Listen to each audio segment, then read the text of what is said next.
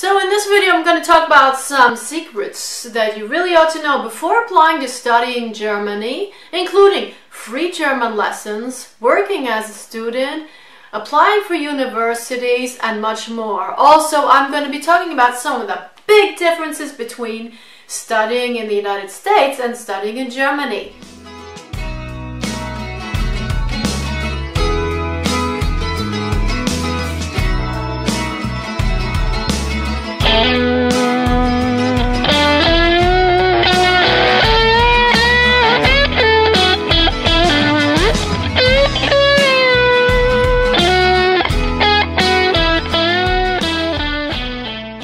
So in this video I'm going to be talking about some of the big differences between studying in Germany and studying in the United States. I know that I have a lot of fans from both countries, and you may be surprised to know the differences.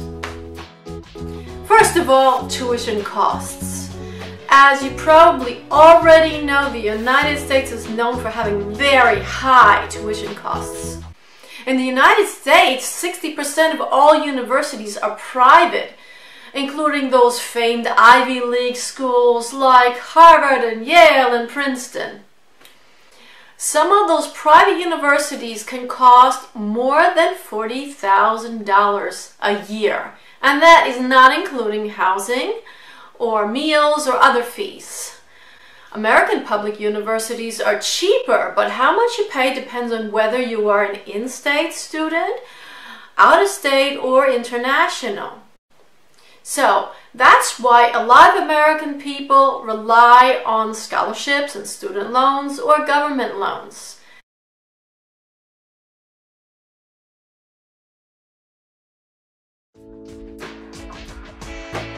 So, how do German universities compare? Is it really true that German universities are free? Well, almost. German universities used to charge 500 euros per semester, but since 2014 they are tuition free. But that doesn't mean that it's entirely free. There is a student fee, and the fees can be between 100 and 350 euros per semester. So that's at most 700 euros per year. That's pretty cheap. However, one German state has begun charging tuition for foreigners. Non-EU students in Baden-Württemberg must now pay tuition fees of 3,000 euros per year, while those gaining a second degree pay a reduced fee of 1,300 per year. At any rate, it's much cheaper than the United States. It's much cheaper than going into debt for life to study in the United States. And your student fee usually includes a student pass for all local public transit.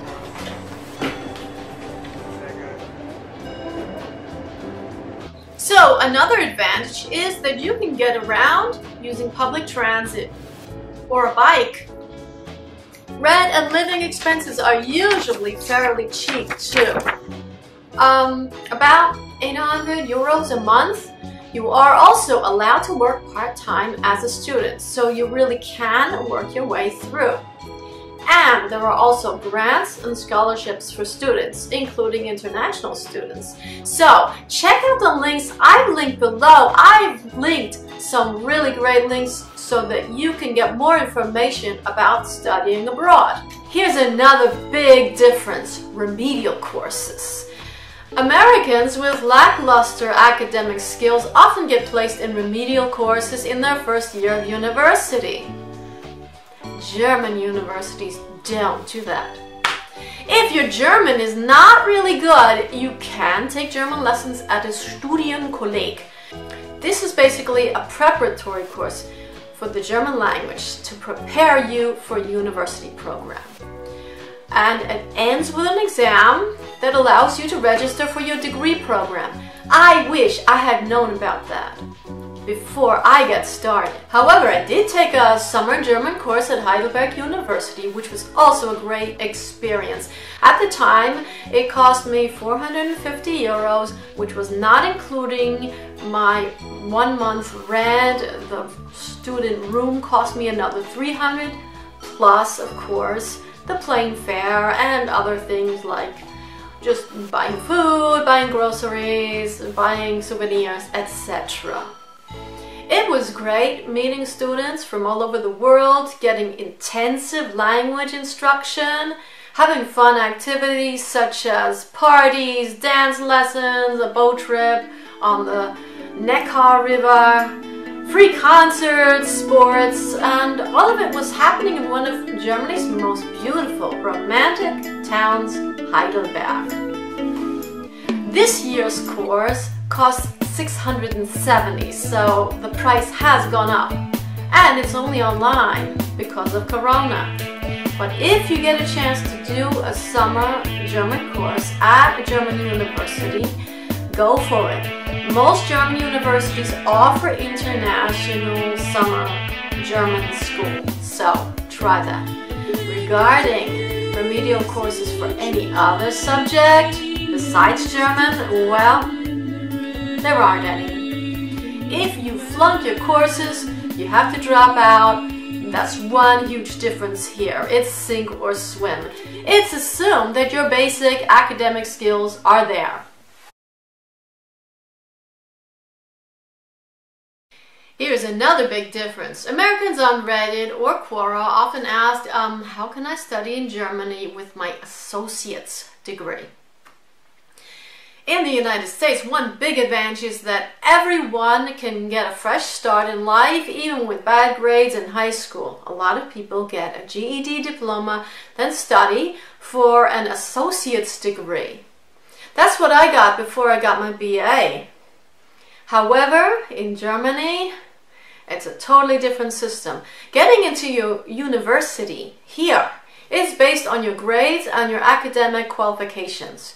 The German system is quite complicated too, so I'm going to try and explain it just a bit.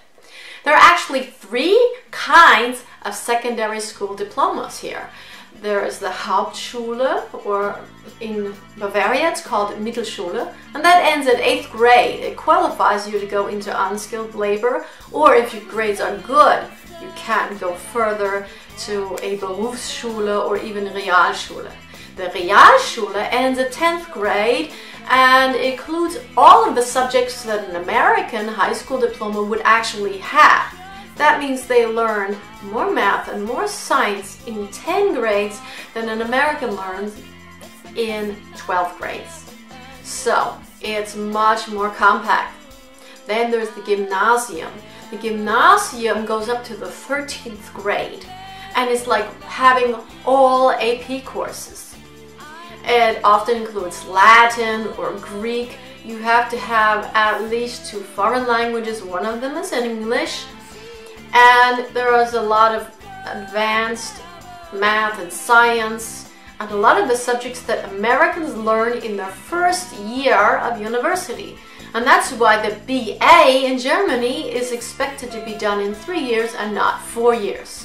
So, the American associate's degree is basically worth about the same as a German Gymnasium diploma. The good thing is that if you have good grades, you can use it to get into a German university. If you don't have a good GPA though, you're kind of out of luck. Again, check the links below. I've included a lot of links giving you more information. Then there are the types of universities. In Germany, there is more than one type of university. In America, of course, you know, you've got your community colleges, and then there are the private Ivy League universities, there are public universities. Well, there aren't as many private universities in Germany. There is such a thing as the Fachhochschule. It's also known as Technical College or University of Applied Sciences. and they usually have a practical or a business orientation. They offer bachelor's and master's courses in subjects such as tourism, business, technology, engineering, social sciences, or design. Then there's something unique to Germany. It's called the dual study courses. This is a combination of academic studies, job experience, and vocational training. There are dual study programs for bachelor's, master's, and state exams.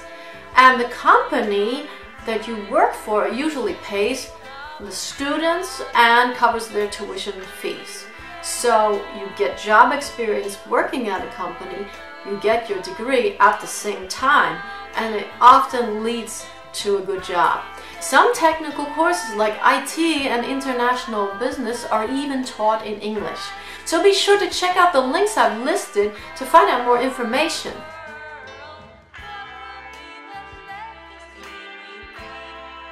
Here's another big difference. Adult students.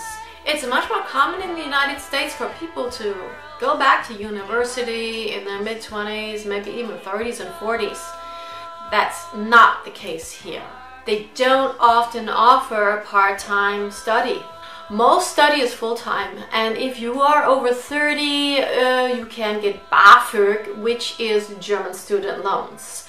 So if you're a student over 30, you might be sort of sticking out like a sore thumb.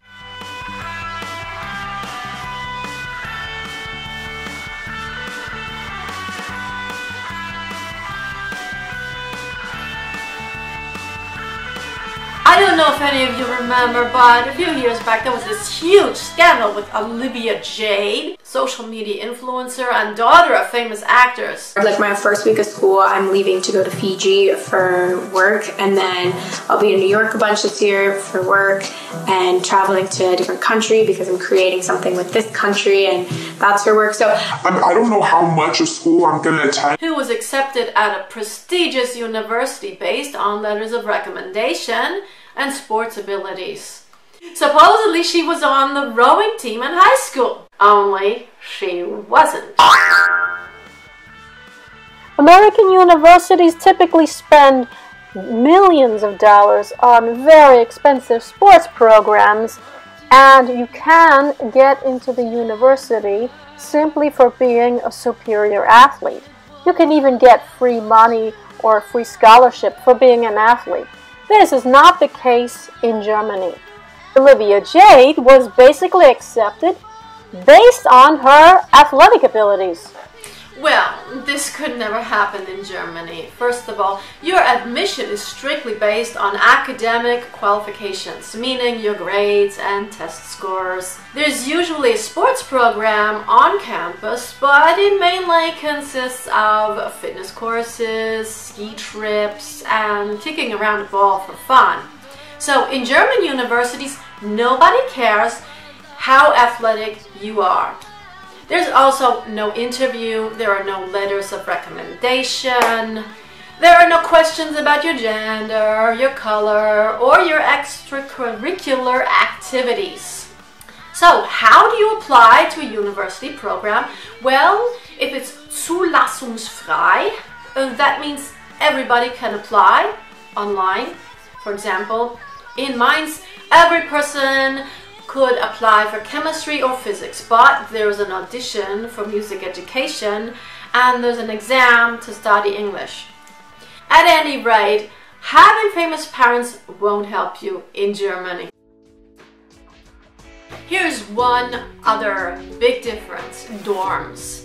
In the United States, students are crammed into dorm rooms, often sharing a room with some stranger they've never seen before in their whole lives.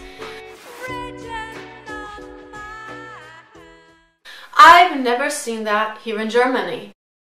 There are residence halls in some German universities, like where I am studying right now. But most people live off campus or share a room in a so-called Wohngemeinschaft, or WG for short. That means you have your own room in a shared apartment. If you get a little apartment of your own, like I have, it's 300 a month, and with all the extras is 350 a month. I have my own little mini kitchen, my own bathroom, my own little room with my sleeping sofa and my desk. Here's another big difference, the Mensa. The Mensa is the word for the cafeteria. I remember when my sister was studying in New Jersey, she had an unlimited meal plan, and this meant she could eat as much as she liked whenever she wanted to. And this is why in America people talk about the freshman 15. You gain 15 pounds in your first year at the university. Well, this doesn't really happen so much here. We don't have unlimited meal plans. What happens is, at the Mensa, you can load money on your little student card. And you can buy meals for 3, 5, maybe 7 euros. And there's usually a vegan or vegetarian option as well.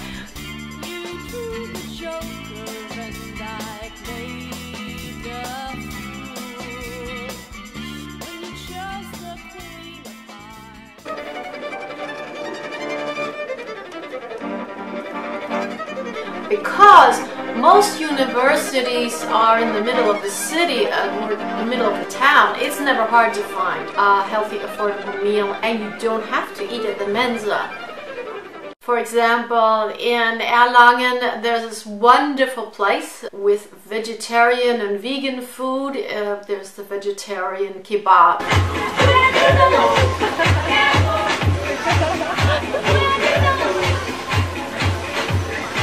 Yeah.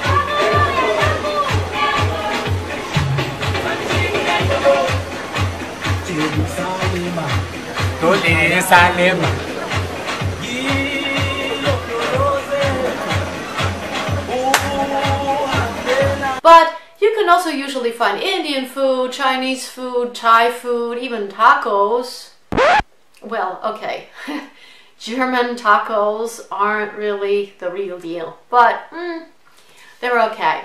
At any rate, you don't have to fear having to shell out 5,000 a year for some kind of expensive meal plan.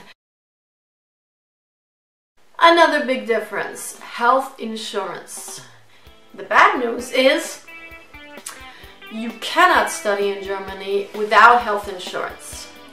The good news is that you'll only pay between 103 and 111 euros a month for public health insurance.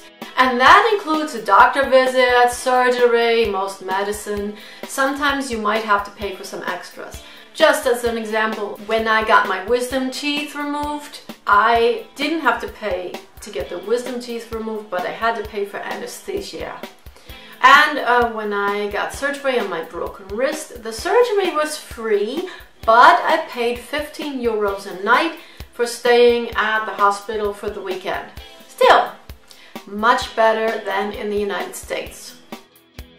Here's another big difference. Grading is much tougher here. There's no grading on a curve. There is also no such thing as bringing up your grade with extra credit work. I remember in the United States, sometimes people would go to the professor and they would say, "Oh, I didn't do well on the midterms and the finals. Can I do some extra credit work to bring up my grade?" That doesn't happen here. It's sink or swim in Germany. Also, the exams are much different. In the United States, there is usually a midterm and a final exam, and your grade is based on the 2 exams plus maybe some homework. In Germany, there are often 3 different courses that are part of a module, and you have 1 exam for this whole module for 1, 2, or 3 courses. And it's sometimes a very difficult oral exam, and you are allowed to repeat it. If you fail it, you could take it 3 times, but if you flunk it, you're out of luck. Also, the German grading system uses numbers, just like in America. 4.0 grade point average is perfect. In Germany, it's the opposite. The best grade is a 1. 4 is adequate, and if you get a 5, you have flunked. So just to wrap up, As you can see, every system has its advantages and disadvantages. It seems fairly easy to get into an American university, and if your grades aren't so good, you can negotiate to raise them.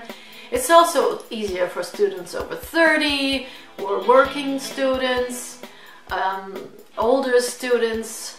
However, the costs, even at a public university, are, in my opinion, quite outrageous. Putting yourself into debt for life before your life and career has even begun seems to me really unfair.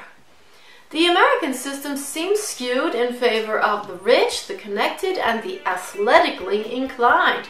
The German system, on the other hand, seems to be suited for ambitious nerds with good grades and excellent study habits. So, if you want real-life experience, if you want to travel abroad, if you want low tuition and international experience, maybe you should consider studying in Germany, especially if you are interested in technical fields, computer science, international business, tourism, or natural science. If you want to get free tuition for playing football or want to get graded on a curve while getting drunk, then I guess you should stay in the United States. So, those are my opinions. Do you have questions or comments? Feel free to give your opinion below. And thanks for watching. Remember, I've listed some great links to help you get more information about studying and living in Germany. Thanks for watching.